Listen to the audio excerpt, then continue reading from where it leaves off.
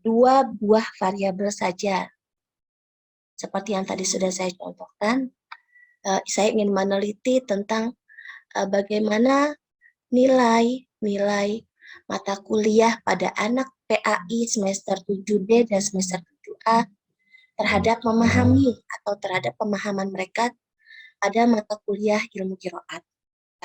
Nah, tapi ada juga teknik analisis komparasional yang lebih dari atau perbandingannya itu lebih dari dua buah atau dua variabel yang disebut dengan teknik analisis komparasional multivariat. Nah, di sana itu ada 3. Kalau tadi pemakalah sudah memberikan contoh ya. Contohnya seperti apakah terdapat perbedaan antara sikap sosial dan sikap keagamaan remaja yang orang tuanya berbeda status sosial dan tingkat pendidikannya. Juga bisa juga bagaimana perbedaan sikap sosial dan sikap keagamaan mahasiswa IKI semester 7, PAI dan semester 7.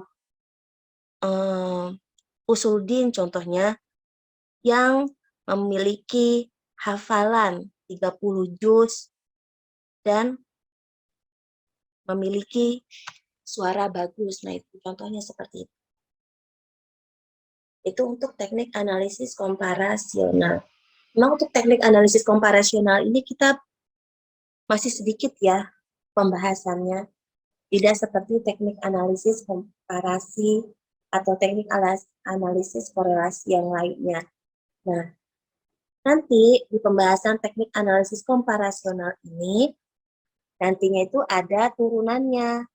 Yang akan nantinya kita pelajari adalah tes T, tes chi kuadrat, dan ANALPHA. Dia masuk ke dalam teknik analisis komparasional bivariat. Nanti akan kita pelajari setelah materi teknik analisis komparasi. Oke, sampai sini ada yang ingin ditanyakan? Ini suara saya kedengeran nggak? Kedengeran, Bu. Oke. Ada yang ingin ditanyakan? Atau mungkin ada yang ingin memberikan contoh, nggak apa-apa, silahkan. Dari masing-masing teknik. Contohnya dari teknik analisis korelasi seperti apa, dan dari teknik analisis komparasional. Supaya jangan hanya saya saja yang paham, tapi kalian juga paham.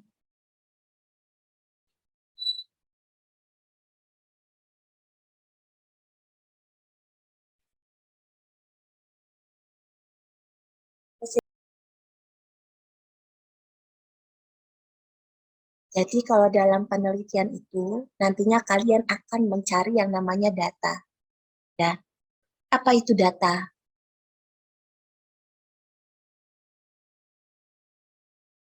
Apa itu data?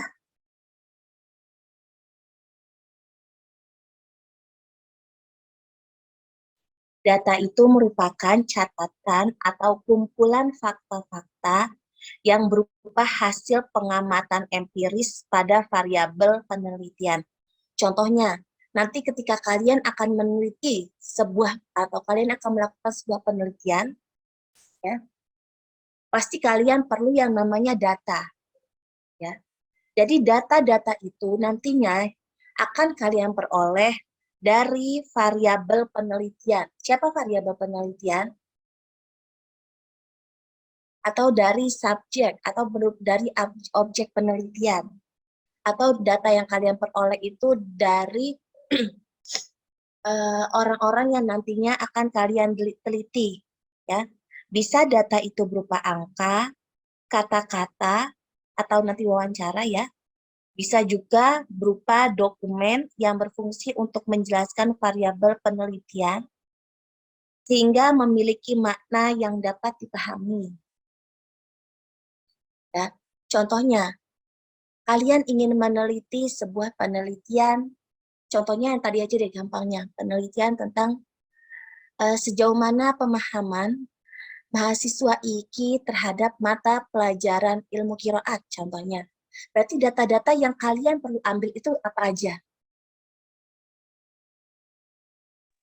Nilai ilmu kiroat ya, Bu? Ya, nilai kemudian apa lagi?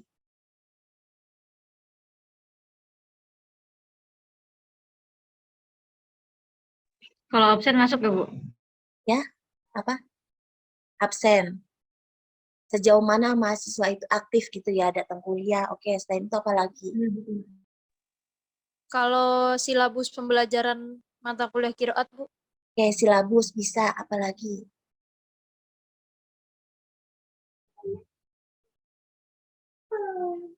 Jumlah mahasiswa? Oke, jumlah mahasiswa, apa lagi?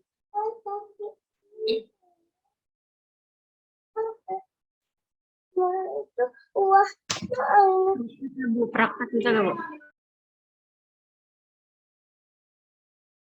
Ya, perangkat apa? Praktek bisa nggak, Bu? Oh, praktek. Oke, boleh. Apa lagi?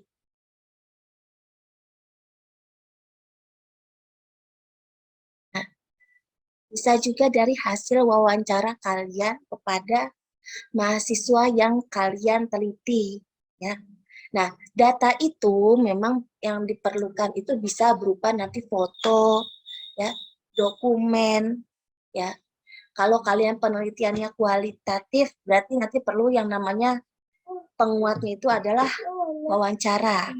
Tapi kalau kalian penelitiannya yang bersifat kuantitatif, maka perlu ada yang namanya kuesioner. Nanti jatuhnya tuh angket. Nanti itu yang namanya disebut dengan data-data penelitian. Dan data-data penelitian ini atau catatan-catatan ini harus berupa fakta empiris yang kalian teliti. Contohnya tadi kan kalian meneliti tentang MQAT. Berarti Berarti yang kalian teliti itu berapa apa? Mahasiswanya, jumlah mahasiswanya, kemudian siapa pengajarnya, ya. Kemudian ada silabusnya kah atau tidak. Nanti menggunakan buku apa ya dalam pembelajaran itu juga perlu. Seperti itu bukunya. Nanti kalau tadi seperti saya sudah ucapkan, kalau penelitiannya kualitatif berarti diperkuat dengan yang namanya wawancara. Kalau penelitiannya kuantitatif berarti diperkuat dengan yang namanya kuesioner atau angket, dan nantinya berupa data-data yang berupa angka.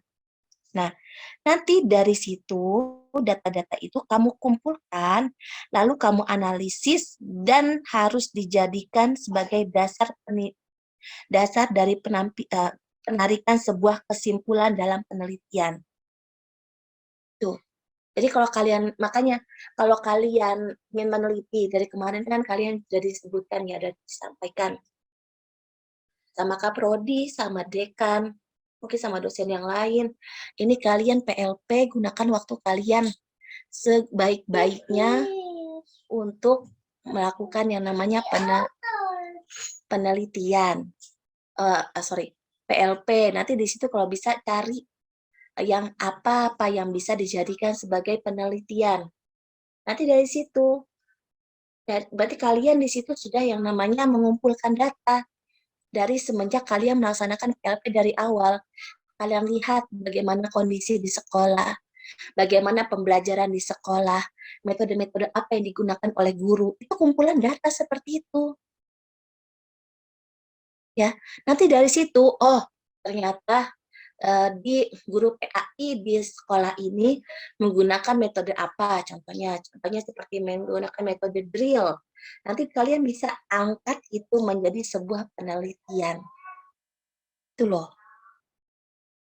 Jadi kalian tuh sebenarnya PLP itu dengan nyari data itu. Jadi data itu bukan hanya kalian dapatkan atau kalian cari atau kalian temukan itu ketika penelitian saja.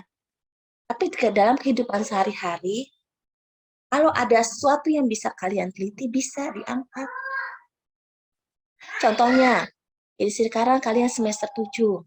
Semester 7 ini, semester 7 itu sekarang rata-rata ujian atau nambah hafalan. Tahfidnya. Nambah hafalan, Bu.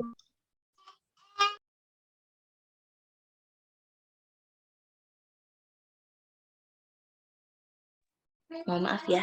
Nambah hafalan ya semester sekarang ya. Kalau yang ngambil program 5 juz. Iya, Bu. Nah, berarti nanti di situ bisa dilihat. Kamu mengamati, kamu melihat kondisi teman-teman kamu. Bagaimana sekarang semester 5 di mana jumlah mata kuliah itu lebih sedikit dibandingkan dengan semester-semester sebelumnya. Ya. Apakah juz 5 itu berarti kan targetnya juz 5 adalah satu semester satu juz ya. Satu semester satu juz 5 ini apakah selesai dalam tenggat waktu lebih singkatkah atau malah lebih lama atau biasa-biasa aja. Nah, itu nanti bisa juga dijadikan sebagai sebuah penelitian. Tuh. Kenapa kalau saya tuh gembor-gembor banget dari semester 7, saya masih semester 7, Bu, gitu. Iya, karena tuh seiring berjalannya waktu, ya, yang namanya kuliah, itu pasti akan, kalau kita jalani setiap hari itu akan lebih terasa lebih cepat waktunya. Itu yang pertama. Nah, kemudian, jangan sampai nanti ketika kalian sudah semester 8, kalian masih bingung dalam menentukan sebuah judul. Nah, apalagi sekarang kalian udah semester 7, udah sebentar lagi selesai PLP ya. Sekarang minggu terakhir PLP ya. Nah, itu nanti bagaimana? Apakah kalian sudah mencari yang ditugaskan oleh Ibu Deka dan Ibu Kaprodi untuk mencari yang namanya penelitian di sekolahnya masing-masing? Kemarin menemukan nggak?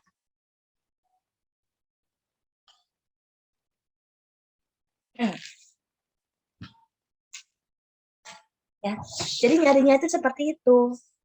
Kalian mengamati itu sudah mencari yang namanya data. Kalian mengamati sudah mencari yang namanya data. Observasi itu kan merupakan salah satu langkah awal dalam mencari yang namanya data. Itu namanya observasi. Kita mau lanjut aja apa gimana? Sebentar Ini. lagi Zoom-nya mati, Bu, sebentar lagi. Nanti join lagi. Join lagi aja ya. Iya. Oke. Nah, seperti itu. Ya. Makanya gunakan waktu ya kurang lebih 1 minggu lagi lah gitu. Untuk banyak-banyak mencari yang namanya data. Oke.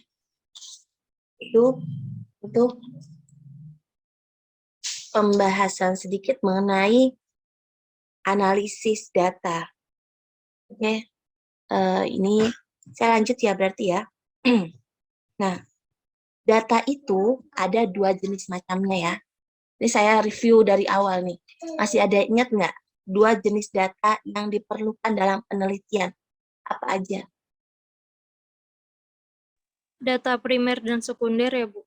Oke, ada data primer dan ada data sekunder. Data primer itu data yang berkaitan atau data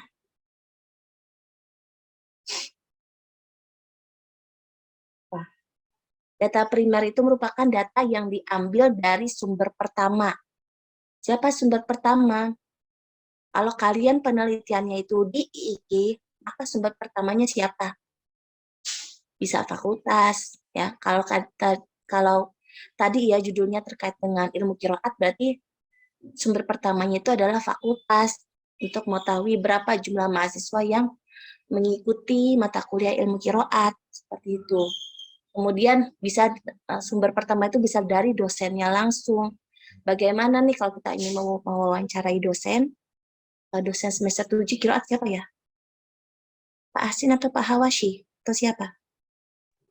Pak Hawashi, Bu. Data primer. Karena kalau untuk penelitian kualitatif, data primernya berarti siapa? Dosen. Dosen ilmu qiraat dan mahasiswa. Itu merupakan data primer. Saya juga nanti minta data-data itu ke fakultas terkait tadi yang sudah saya sampaikan. Seperti jumlah mahasiswa, ya, kemudian jumlah dosen yang mengajar ilmu qiraat baik dari semester 2 sampai semester terakhir dan sebagainya. Itu untuk penelitian yang bersifat kualitatif. Nah, kalau untuk data yang bersifat kuantitatif, siapa data primernya? Data primernya berarti ke mahasiswanya saja, bukan ke dosen. Ya, karena kan kalau kualitatif itu kan berkaitan dengan angka. Pasti nanti menggunakan yang namanya alat bantu bernama angket. Pasti angket itu nantinya akan disebar ke mahasiswa, ya, bukan ke dosen. Kalau dosen, contohnya untuk Fakultas Tarbiyah jumlah dosen pada mata kuliah ilmu qiraat itu contohnya ada 7. Berarti 7 itu apakah perlu angket? Kalau 7 dosen perlu angket atau tidak?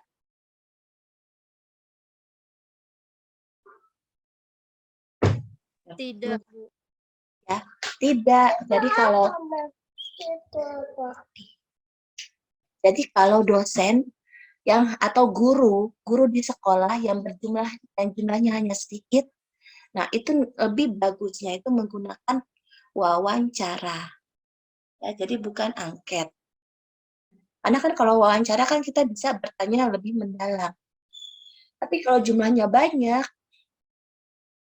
sampai puluhan, bahkan ratusan, nah itu nanti kita perlu yang namanya alat bantu berupa angket. Itu baru data primer. Dan ada juga tadi data sekunder. Jadi kalau data sekunder itu data yang kita peroleh itu berdasarkan sumber lain, ya.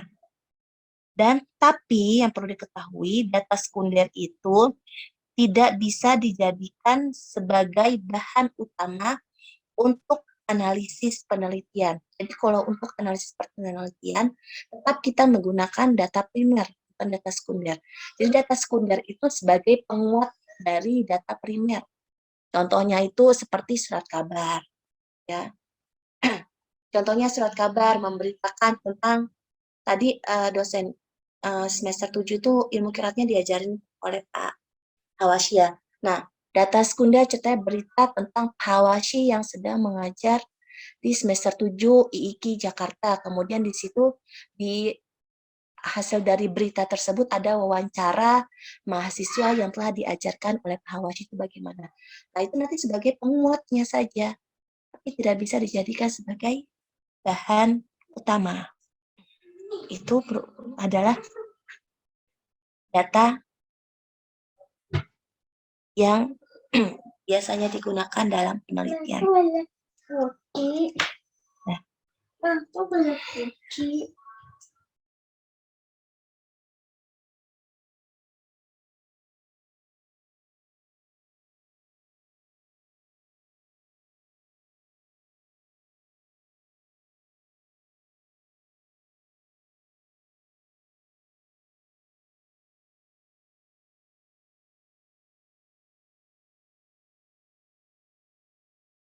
nah, tadi tentang ini ya, kita sekarang kembali lagi ke analisis data ya. Nah, dari analisis data itu yang tadi kita sudah peroleh itu, nah analisis data itu merupakan proses penyederhanaan data ke dalam bentuk yang mudah dibaca dan diinterpretasikan. Kalau nanti kalian ada penelitiannya berupa data kuantitatif. Kalau kuantitatif itu kan angka, ya. Dan tidak semua orang itu bisa membaca yang namanya angka.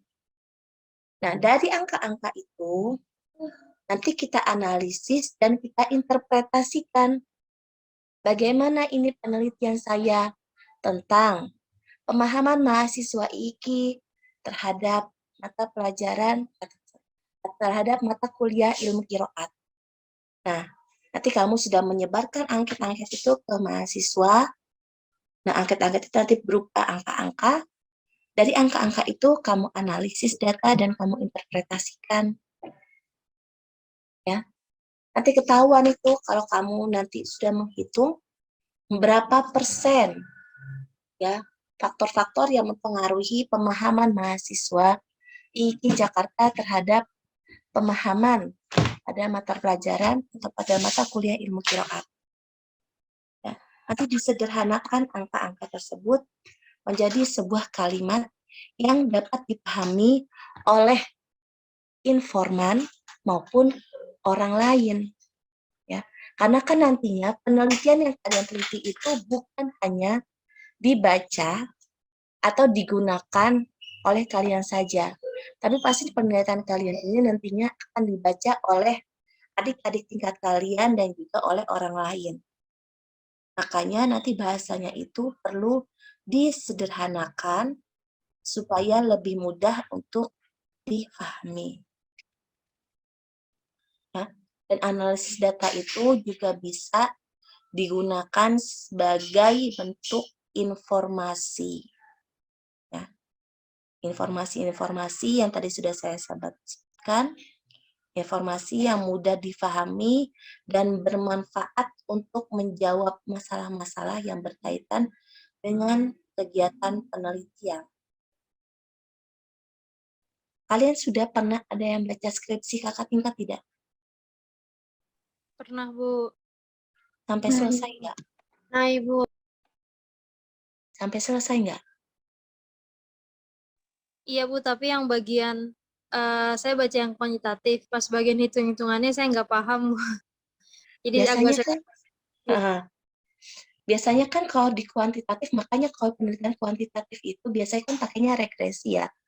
Ada uji normalitas, ada uji validitas, ada uji regresi, ada uji T, dan lain-lain.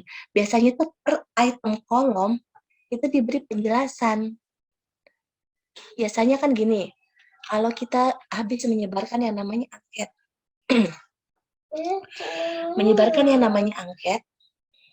itu biasanya kita diminta untuk menguji validitas butir item soal. Gunanya untuk apa? Kenapa perlu yang namanya ada uji validitas? Masih ada ingat nggak?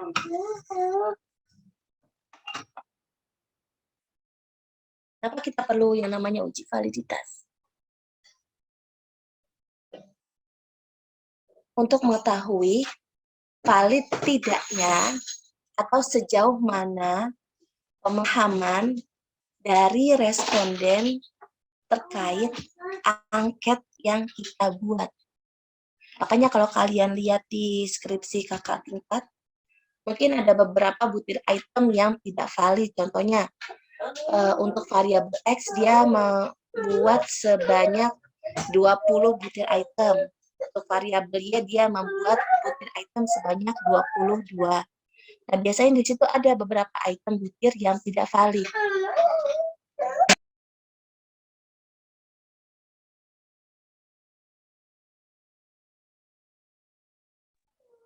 Saya ulangi ya. Jadi uji validitas itu untuk menguji sejauh mana pemahaman responden dalam menjawab pertanyaan atau pernyataan dari angket yang kalian sebar. Semakin banyaknya butir item yang tidak valid, maka semakin meragukannya bentuk pertanyaan atau pernyataan yang kalian buat dan kalian sebarkan ke responden. Tuh. Ya. Makanya kalau seandainya tadi seperti contohnya untuk variabel X itu 20 soal. Kemudian untuk variabel Y-nya itu ada 25 butir item pernyataan. Ternyata banyak nih untuk variabel X-nya itu ada 10 yang tidak valid.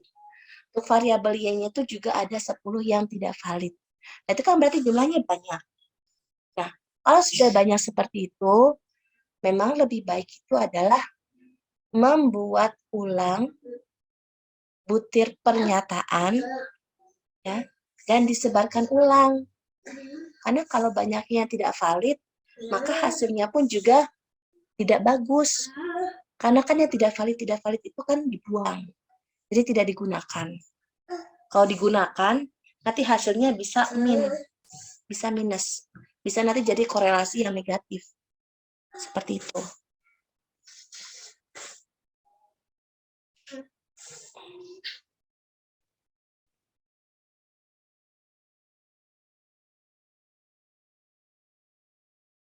Itu tentang analisis data.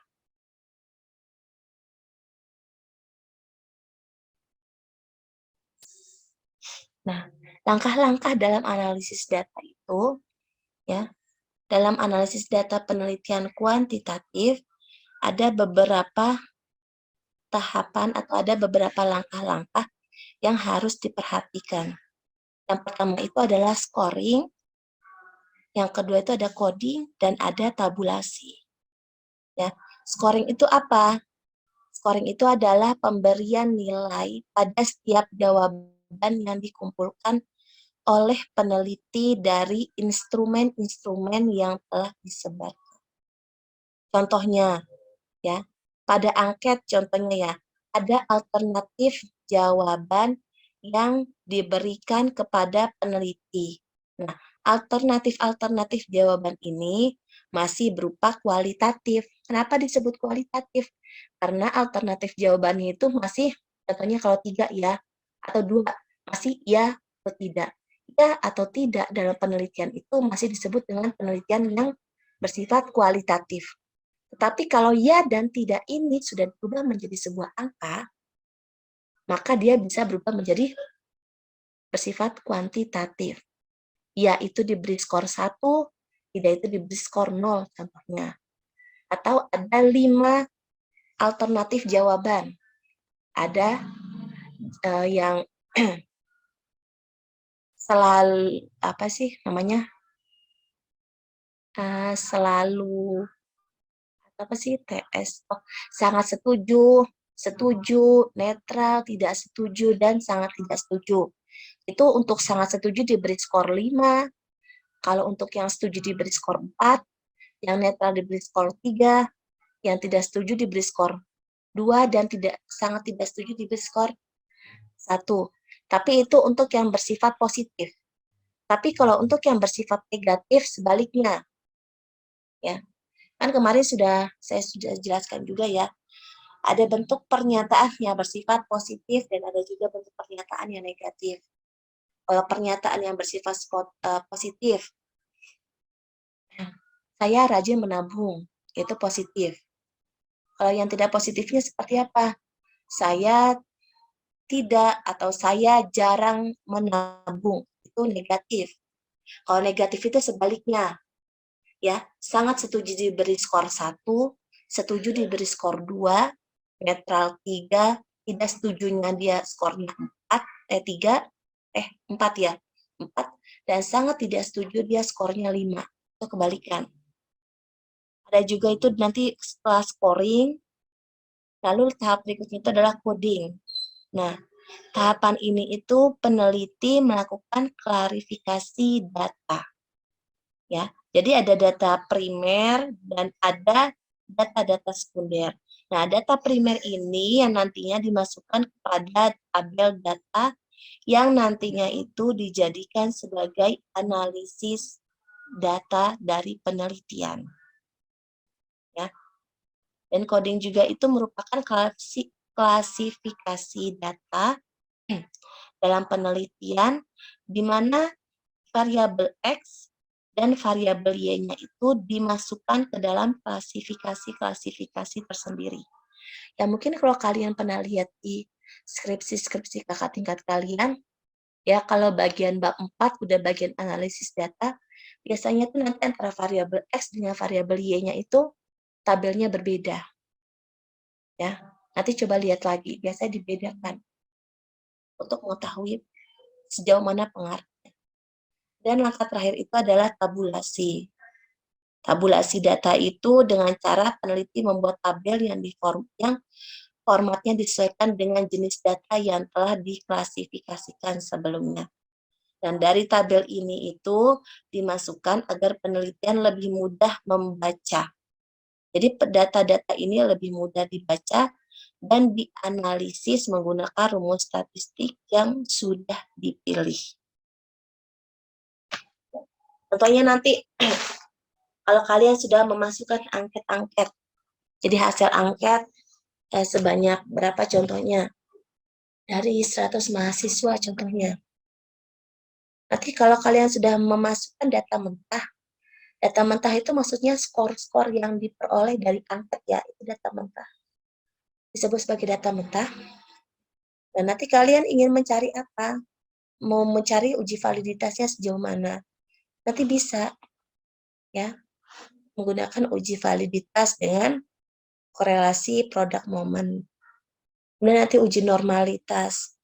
Sejauh mana normalitasnya data yang diperoleh oleh peneliti setelah data-data yang tidak validnya itu tidak digunakan. Dan seterusnya. Seperti itu. Oke? Ada yang ingin ditanyakan? Sampai sini?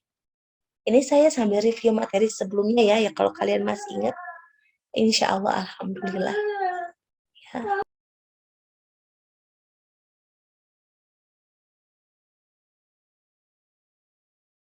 Tapi saya ingatkan kembali ya, yang namanya penelitian itu, terutama penelitian kuantitatif ya, mau itu penelitiannya bersifat korelasi kah, atau bersifat komparasional kah, pasti diminta untuk membuat yang namanya hipotesa. Ya, hipotesa itu jangan sampai tertinggal atau jangan sampai terlupakan.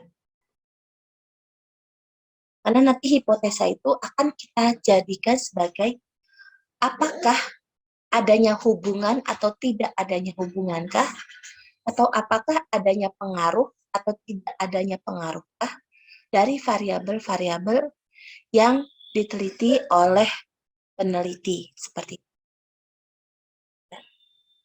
Makanya kalau kemarin itu setiap atau nanti ketika saya akan memberikan latihan soal, pasti yang saya minta pertama apa? Membuat yang namanya hipotesa. Karena hipotesa itu merupakan landasan awal dari penelitian.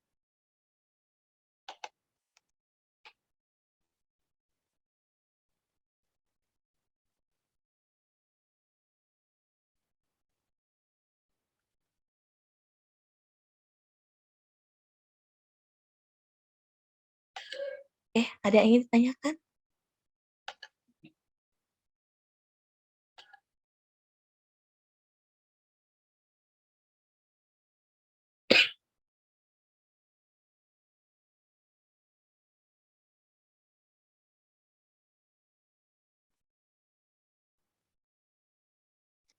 Bu, izin bertanya mengenai bivariat dan multivariat, Bu. Ada di makalah tentang apa yang di bivariat itu. Sebentar, Bu. Yang bivariat itu ada 3 macam hipotesis komparasi 2 sampel. Itu ada uji 2 pihak, uji pihak kiri dan uji pihak kanan. Masih agak bingung, Bu, karena di situ ada HI, HO, ada seperti itu, Bu. Ada beberapa Makalah ya? Iya, Bu, di makalah. Halaman berapa? Halamannya enggak? Halaman 8, Ibu. Oke, pemakalah mau jawab dulu?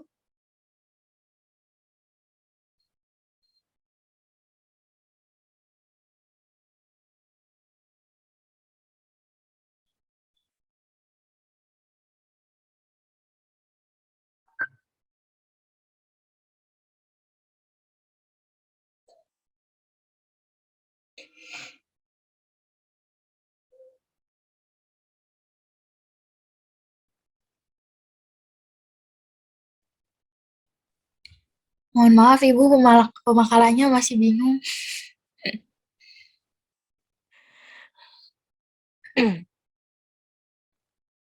Oke, bentar saya baca dulu. Baik, terima kasih Bu. Oke, yang penggolongan teknik analisa komparasional ya. Di situ ada teknik analisis komparasional, ada 2 penggolongannya.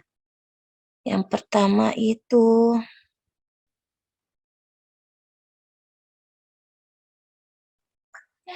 teknik analisis komparasional bivariat.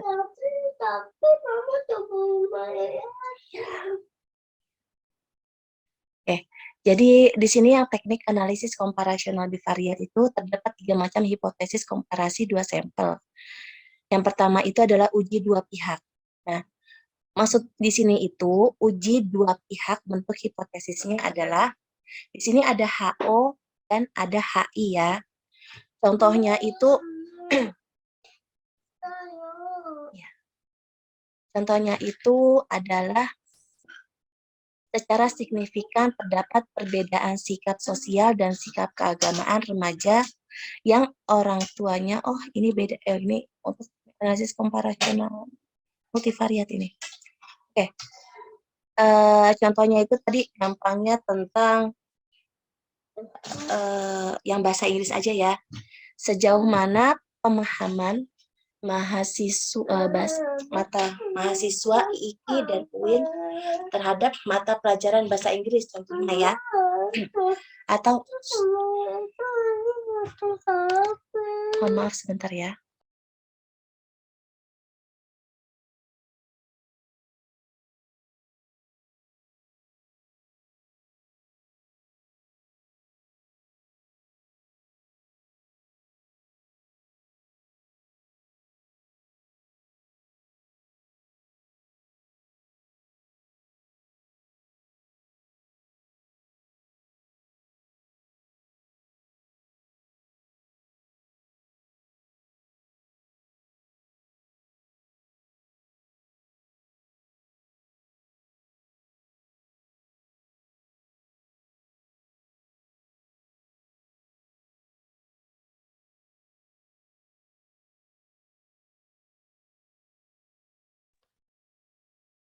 Oke, kita kembali lagi ya. Untuk uji dua pihak, untuk HO-nya di sini adalah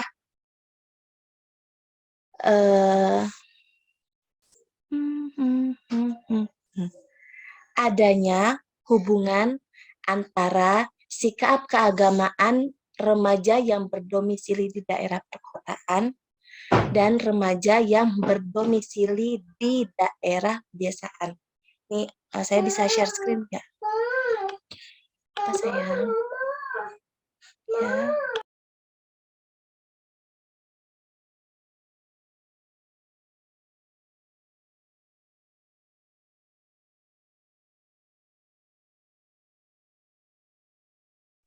Ini ya.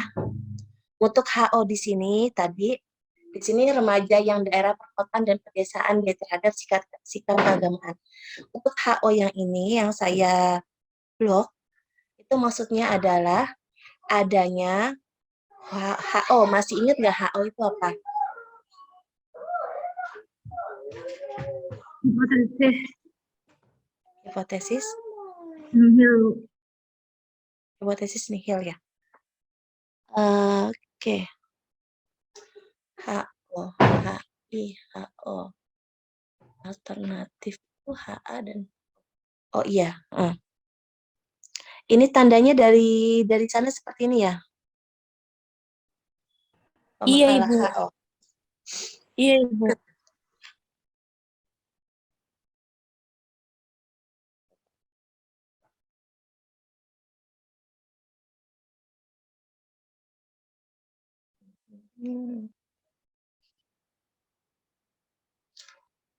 Oke, untuk HO-nya ini maksudnya adalah tadi adanya hubungan antara sikap keagamaan anak yang berdomisili di daerah kota ya dan anak yang berdomisili di daerah pedesaan terhadap sikap agamaan. Ini untuk yang HO. Sedangkan kalau yang HI di sini, HI ini adalah tidak adanya perbedaan antara sikap keagamaan anak yang berdomisili di daerah perkotaan dan remaja, remaja yang berdomisili di daerah pedesaan antara sikap keagamaannya. Ini tandanya aja sebenarnya, Kak. Ya. Nah, untuk uji pihak kiri, di mana uji pihak kiri bentuk hipotesisnya adalah untuk HO-nya, ini berarti lebih besar. Oke, kurang lebih besar.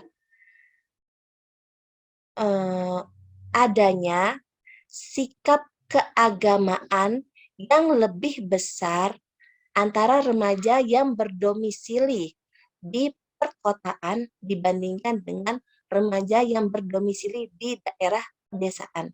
Itu untuk yang HO ini. Sedangkan untuk yang HI ini adalah sikap keagamaan remaja yang berdomisili di daerah perkotaan lebih kecil dibandingkan dengan remaja yang berdomisili di daerah pedesaan. Nah, begitu pula sebaliknya untuk yang uji pihak kanan. Berarti HO-nya itu sikap keagamaan remaja yang berdomisili di kota, sikap agamaannya itu lebih kecil atau lebih rendah dibandingkan dengan remaja yang berdomisili di daerah pedesaan. Nah, berarti HI-nya itu sebaliknya, seperti itu. Udah paham belum? Paham, Bu. Terima kasih. Oke, sama-sama.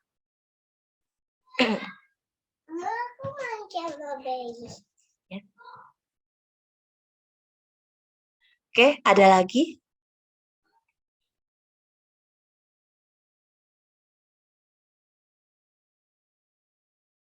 Bu, izin bertanya satu lagi, Bu.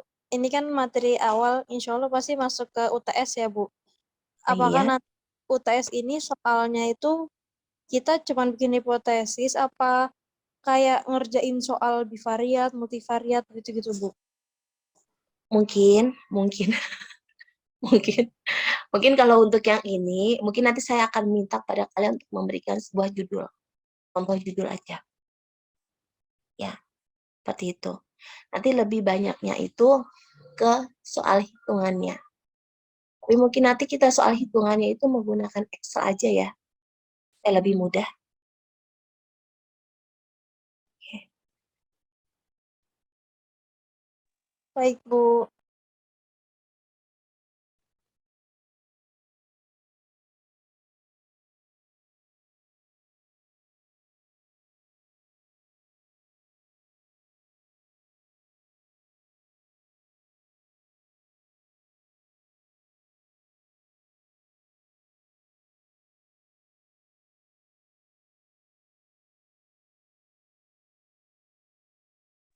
Ibu, karena tidak ada yang bertanya, saya izin bertanya lagi, Bu.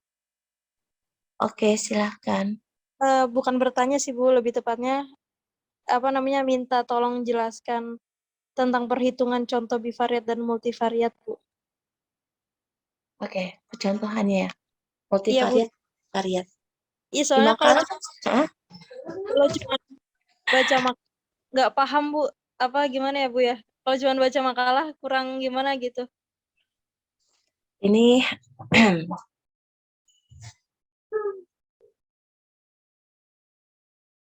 oh ya, berarti tadi sorry ini tambangnya ini saya salah ya. Untuk HO ini tidak ada, makanya ini apa jangan-jangan sumbernya ini salah ya. Nanti coba kita cari lagi ya ke makalah. Tolong, ini ngambilnya dari buku apa dari link? Dari link, Bu. Link.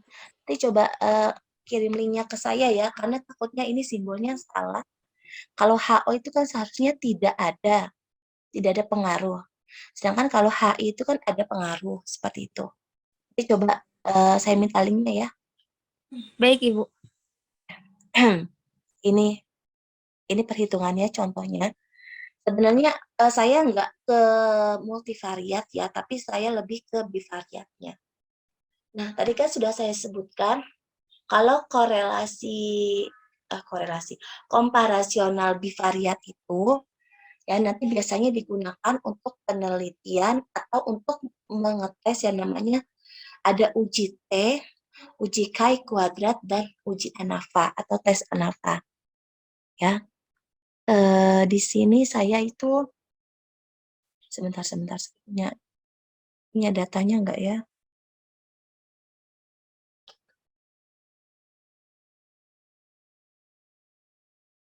Excelnya udah kelihatan ya? Sudah, Bu. Ini ada skor hasil tes matematika. Ini untuk uji T. Untuk uji Chi kuadrat beda lagi. Di mana di sini berjumlah 40 siswa atau 40 siswa yang berjumlah 40, di sini saya ingin men-skor atau saya ingin menilai hasil dari tes matematika yang sudah dilakukan oleh anak tersebut. Nah, di sini saya ingin menguji sebelum anak itu mengikuti bimbingan dan sesudah anak itu sebelum anak itu mengikuti bimbingan, saya uji dulu sejauh mana pemahaman mereka terhadap materi atau mata pelajaran matematika, saya nilai, dan sesudah mereka mengikuti bimbingan. Di sini saya ingin mengetes skor hasil tes matematikanya. Nah, ini di sini sudah ada nilai-nilainya, ya. Nah, jadi kalau untuk tes T itu biasanya digunakan untuk penelitian yang bersifat eksperimen. Seringnya seperti itu, ya. Jadi di sini saya ingin bereksperimen terhadap 40 siswa sebelum mengikuti bimbingan tes dan sesudah mengikuti bimbingan tes. Apakah sesudah mengikuti bimbingan tes, siswa tersebut nilainya itu mengalami kenaikan kah atau tidak? Langkah pertama yang harus kita lakukan itu adalah membuat yang namanya hipotesa, ya, atau hipotesis. Ini ada hipotesis alternatif dan ada hipotesis nihilnya. Di sini untuk HA-nya itu berarti ada korelasi atau ada hubungan, dan untuk HO-nya itu tidak ada korelasinya. Nanti kalian bingung nggak saya ngajar pakai Excel? Nah, di sini langkah pertama yang harus kita lakukan itu adalah mencari mean. Meannya itu dia berada di posisi mana. Nah, cara mencari meannya itu adalah dengan cara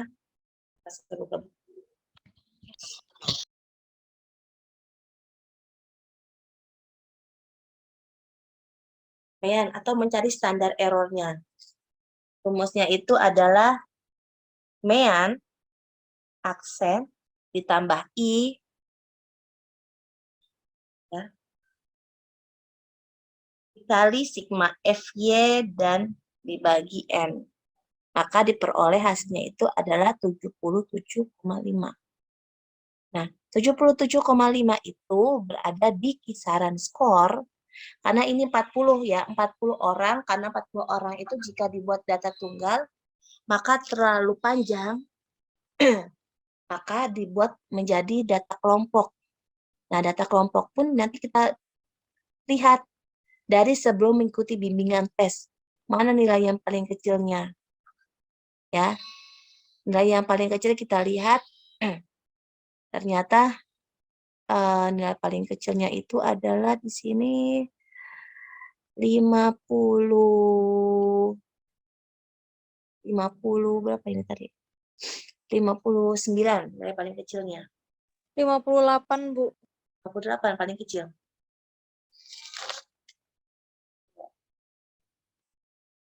(55).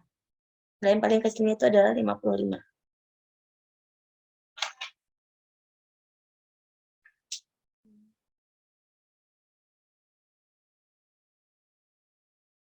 Lima puluh.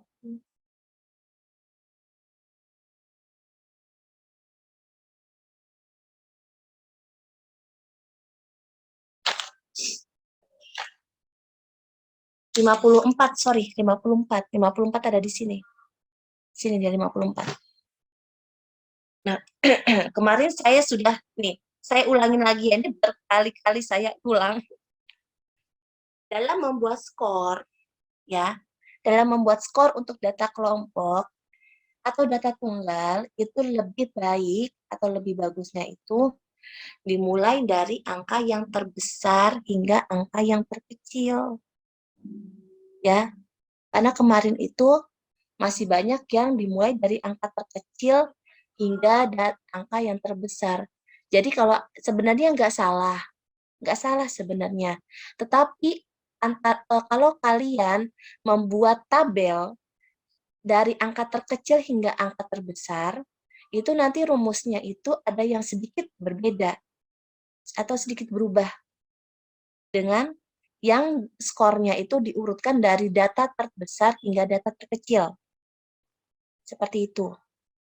Ya.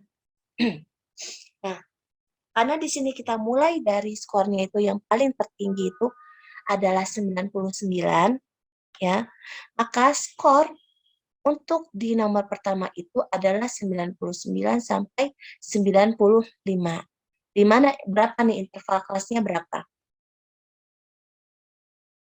Ada 5. 5 ya. Kemarin sudah kita pelajari juga ya bagaimana cara mencari interval kelas. Ya. Interval kelas memang lebih baik jika angkanya tersebut berupa angka ganjil, bukan angka genap. Tadi rumusnya ya, sudah saya sebutkan. Rumusnya itu adalah mean aksen ditambah I ditambah 5 dikali sigma fx fy aksen dibagi n. Hasilnya itu adalah 77,5. Ya. Nah, 77,5 atau 77,5 dia berada di urutan keberapa di sini? Ya. Salah, saya salah. Sorry, saya lupa. Udah lupa, udah nggak buka, udah lama nggak buka. Sorry. Cara menentukan mean aksen, ada ingat nggak caranya gimana? Bukan ini dulu, sorry. Cara mencari mean aksen, ada ingat nggak caranya?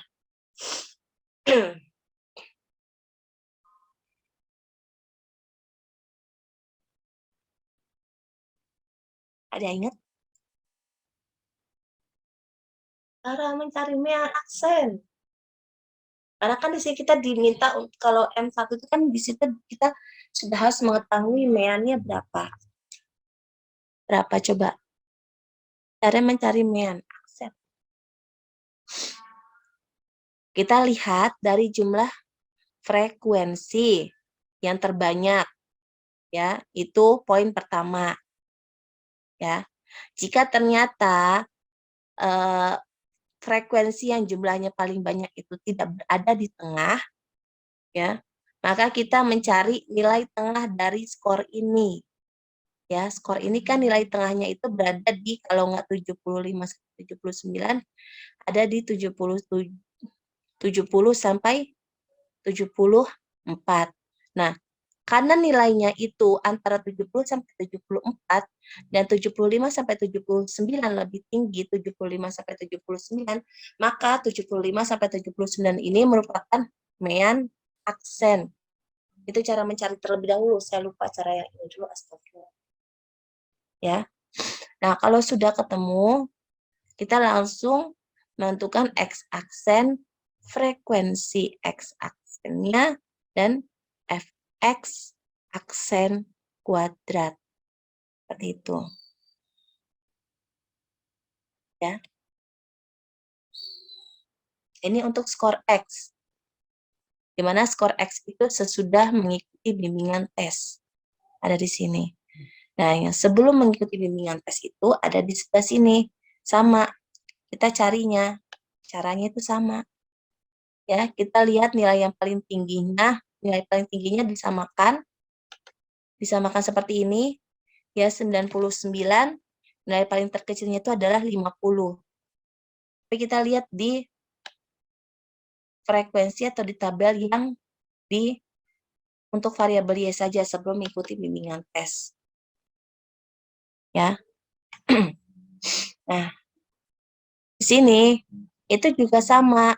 Tapi bedanya kalau untuk sebelum mengikuti bimbingan tes, yaitu memang meannya itu tidak bisa atau tidak boleh disamakan dengan variabel X-nya. Jadi harus berada di bawahnya. Di bawahnya itu di mana? Di 70 sampai 74, yaitu 72, di mana Y aksennya itu adalah 72 atau mean aksennya itu untuk variabel Y adalah 72. Kalau sudah sama cari Y aksen, FY aksen, dan FY aksen kuadrat. Kalau sudah dihitung, ini sebenarnya semuanya murni ini sih. murni apa? Murni Excel. Nah, kalau sudah, kita mencari mean satunya. Mean satunya tadi rumusnya adalah M aksen ditambah I, M aksennya itu adalah 77, ditambah I-nya itu adalah 5, dikali frekuensi, dikali sigma fx, dikali sigma fx per N. Sigma fx-nya itu adalah 4, dibagi N-nya itu adalah 40, hasilnya itu adalah 77,5. Kalau sudah mencari standar deviasi 1, di mana rumusnya itu adalah I akar sigma fx kuadrat dibagi N dikurangi sigma fx aksen dibagi N dikuadratkan. Hasilnya itu adalah 12,03. Kalau sudah nanti kita mencari sigma SE M1. Rumusnya itu adalah sigma D ini dibagi akar N dikurangi 1, hasilnya itu adalah 1,926. Nanti kalau bingung, mungkin nanti kita akan belajar cara penggunaannya menggunakan Word dulu ya, sama seperti kemarin. Yang statistik pertama kita kan pakai Word dulu ya. Iya, Bu. Ya, mungkin nanti kita akan belajarnya pakai itu dulu ya, sebelum nanti masuk ke Excel ya. Karena kalau Excel itu kan nanti kita udah pakai, kalau kita sudah paham rumusnya, nanti pakai Excel, seperti itu. Oke, gitu aja ya.